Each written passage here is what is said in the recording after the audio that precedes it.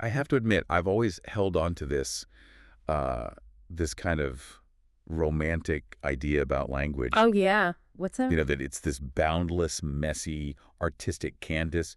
We paint with words. Hmm. We struggle to find the right expression, create poetry. It feels, I don't know, infinite. Right.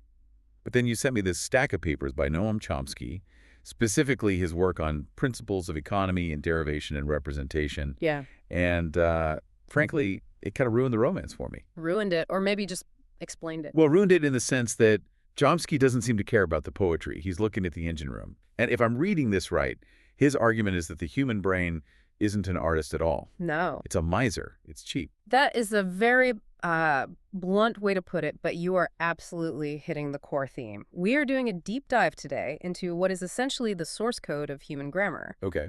And yes, the central character in the story is a brain that is obsessively, ruthlessly trying to save energy. It's the principle of least effort, which, honestly, sounds like my philosophy on a Sunday morning.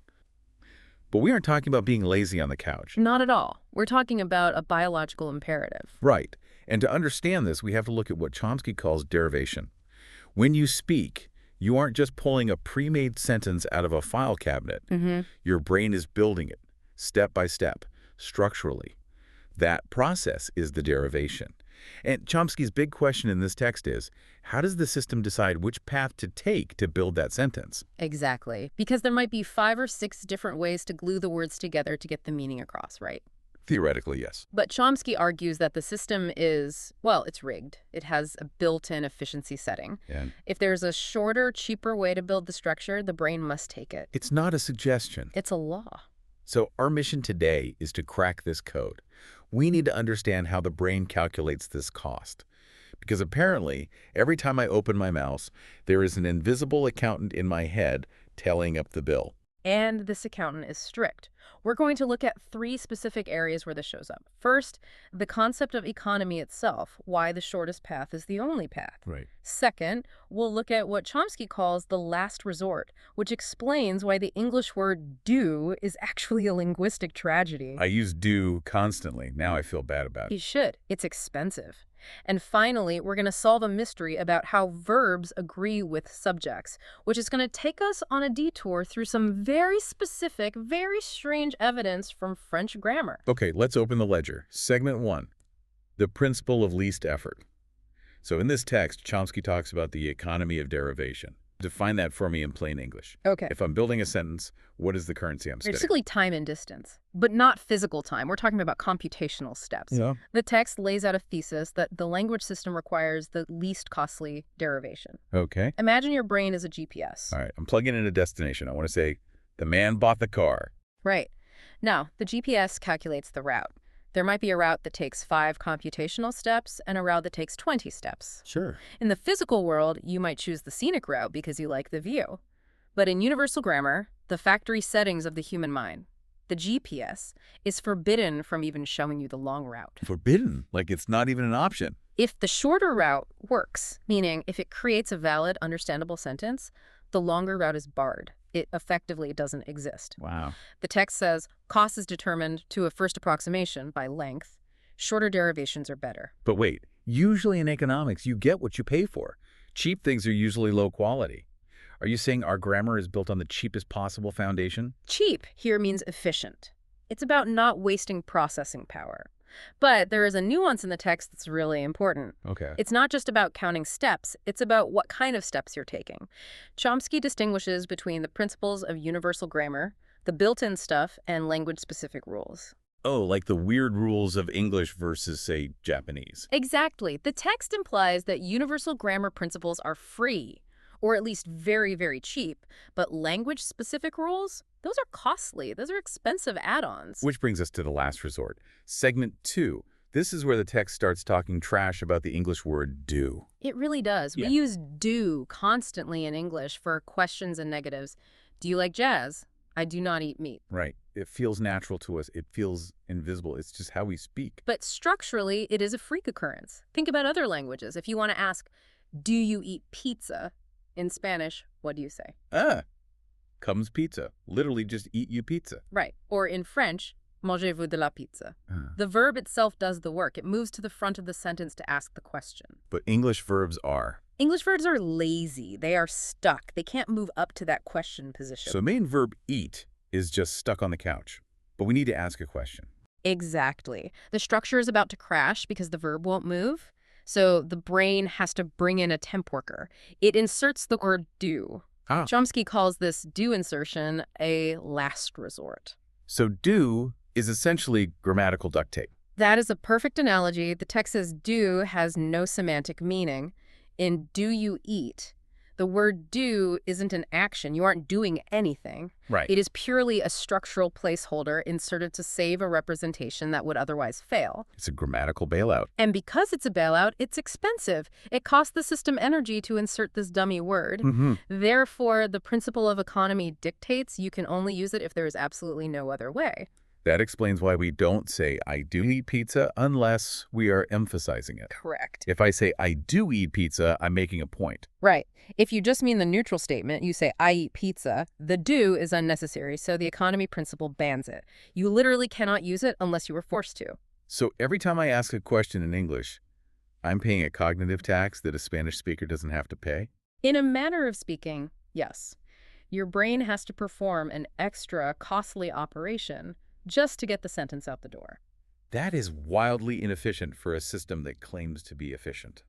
Well, English is a bit of a mess, but the system universal grammar handles that mess by containing it. It says, fine, use the duct tape, but only when the engine is falling out. Okay, let's move from duct tape to movement. Segment 3. This is where the text gets into the geometry of the sentence. We talked about do being stuck, but other words move around a lot. They do. In linguistics, movement is when a word starts in one place in the logical structure, like the object of a verb, and ends up being spoken at the beginning of the sentence. Like in what did you buy? What starts as the thing being bought? Exactly. Now, the text gives us a really complex comparison between two sentences to prove that the brain measures the distance of these moves. This is the long jump versus the short hop. Fair. Right. So let's try to visualize this. We have sentence A, which is totally valid. How do you think that John said that Bill fixed the car? How do you think John said Bill fixed the car? Okay. The word how is asking about the fixing. Yes. How starts all the way at the bottom, modifying fixed, and moves all the way to the front. It looks like a huge leap. Right. But the text explains that it moves via successive-cyclic movement. Okay, stop there. Successive-cyclic. That sounds like a setting on my washing machine. It does. Think of it like a frog crossing a pond on lily pads.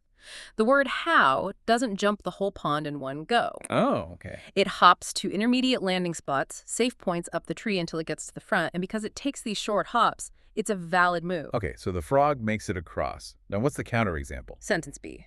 This is where it breaks. How do you wonder why John asked which car Bill fixed? How do you wonder why?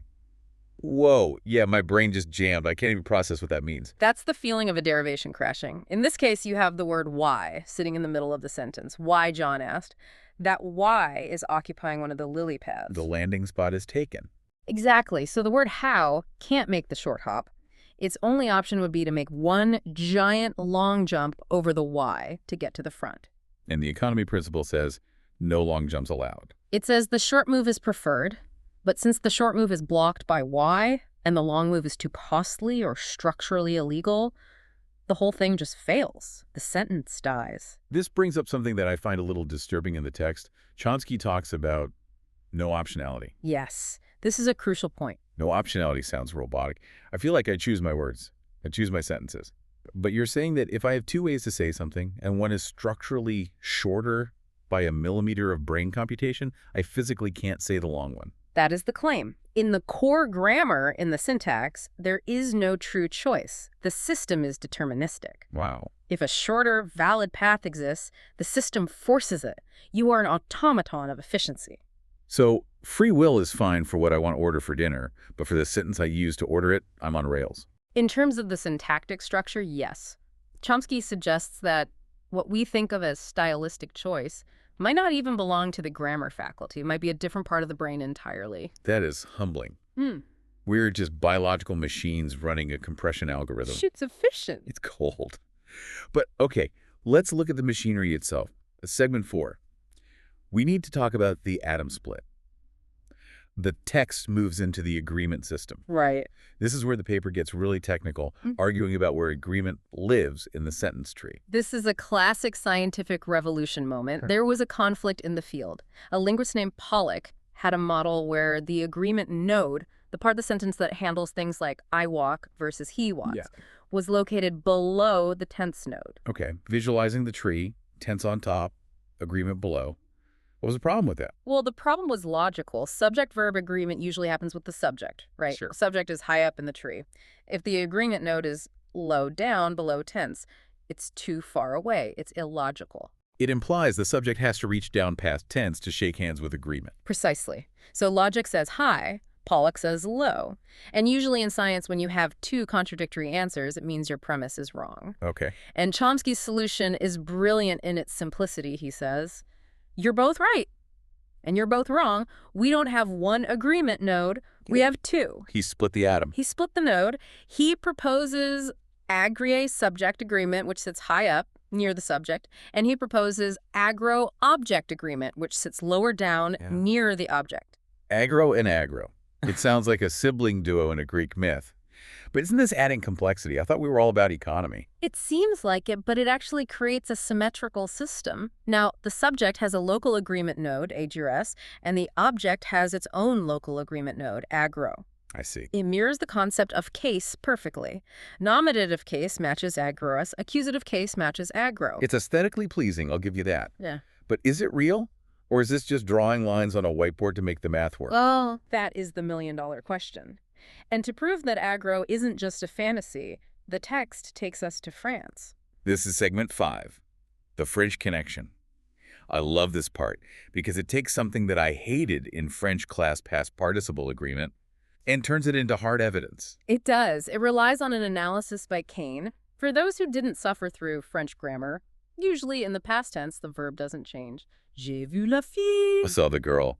Vu is just saw. Right. But sometimes you have to add an extra E or es to the verb, and it seemed totally random to you in school. Completely random. It's not random. It's about movement. And specifically, it's about this hidden AgrO node. Okay, let's break down the example from the text. Combien de tables de Paul repent? How many tables has Paul repainted? In this sentence, repent has an S at the end. It agrees with tables, which is feminine plural. Why? Why there? Because of the path the word tables took, the phrase how many tables starts as the object. To get to the front of the sentence, it has to move up. And on its way up, it passes right through the neighborhood of AgrO. I like to think of AgrO as a toll booth. A toll booth. Yeah. The AgrO node is a toll booth on the highway of the sentence. If the word tables drives through the toll booth, the operator slaps a sticker on the verb. That sticker is the agreement. That's actually a very accurate metaphor. The text says the we phrase adjoins to the AGRP. It enters a government relation. It pays the toll. But there are times when it doesn't pay the toll, right? Right. If the object stays low, if it doesn't move up to the front, it never passes the toll booth. So no sticker, no agreement. And then you have those little words, the clitics, like Paul les a repent. Paulum has repainted. Clitics are special. They are programmed to always move up to that agreement position, so clitics always hit the toll booth. They always show agreement. It's amazing. We invented this theoretical AgrO node just to make the tree look symmetrical, and then we look at French and realize, holy cow, the French have been pronouncing the AgrO node for centuries. It validates the architecture. It shows that these nodes aren't just lines on paper. They are functional parts of the brain's processing. And it also solves that efficiency problem we talked about earlier, the head movement constraint. Yes. With this split structure, AgrS and AgrO, the verb can climb the tree one rung at a time. It moves to AgrO, picks up object agreement, moves to tense, picks up tense, moves to AgrS, picks up subject agreement. No skipping steps, no long jumps. Exactly. The complex structure actually allows for simpler individual moves. It enforces the economy. It's satisfying, sure, but it's also kind of alienating. We're talking about human communication love letters, declarations of war, whispering secrets, and you're telling me it all boils down to a preference for short hops over long jumps. It is a bit of a shock to the ego. We want to believe our language is driven by our soul or our mind or our culture, and those things influence what we say, but how we say it. Yeah. That's determined by a biological algorithm that cares about one thing, saving a millisecond of computation. So let's synthesize this. We started with the idea that the brain is a miser. We looked at the principle of least effort, where cost equals the length of the derivation. We saw that the brain will use duct tape, like do insertion, but only as a costly last resort. And we saw that it creates complex architectures like split agreement nodes just to ensure that every movement is a short, efficient hop. So what is the so what here, aside from knowing that my brain is cheap? I think the so what is about the nature of humanity. We often distinguish ourselves from animals by our ability to use language. But this text suggests that language isn't just a super habit we learned. It's what? It's a physical organ. It's a computational system as rigid and defined as the circulation of your blood. We don't choose how our heart beats, and we don't choose how our syntax derives. Exactly. And that leads to the final provocative thought Chomsky leaves us with regarding style. Yeah, this part really stuck with me. If there is no optionality, if the system is perfect and forces the single most efficient path every time, then what is style? Why do we think some people write better than others? It's a paradox. If the grammar allows no choice, style cannot be a grammatical choice. Chomsky hints that what we call style might just be a phonological mapping, something that happens the very last second before the sound leaves your mouth. So the core brain, the genius part, is just a machine. The style is just the paint job on the car. It's possible that our stylistic choices are actually outside the realm of true grammar entirely. We might be structurally determined machines who just fool ourselves into thinking we're choosing our words. Well, on that note of existential dread, I think I'm going to go sit in silence and try not to cost my brain any more energy. Probably the most efficient choice you could make. Thank you for walking us through the architecture of the mind today. My pleasure. And thank you for listening. Next time you find yourself struggling to find the right words, don't worry. Your brain is just looking for the discount route. See you next time.